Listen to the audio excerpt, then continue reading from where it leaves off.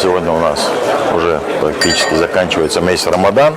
Мы в предыдущие годы проводили такие же мероприятия. Но один из факторов, объединяющих ингушскую общину в Москве, здесь встречаются и старшее поколение, и студенты, и молодежь наша.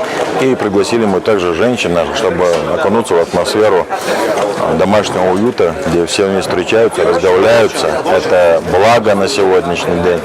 И также это соответствует месяцу чистых дел главы Республики Ингушетия. Но это в рамках тех же поручений и задач, которые ставит глава. Только на данном этапе это еще и богоугодное дело. Младшие могут поговорить со старшими, и старшие могут дать наставления младшим. Просто лишний раз подтверждаемся друг перед другом и для нашей общины, что мы есть, что мы всегда рядом и в праздниках, и в этот священный месяц проводим такие мероприятия.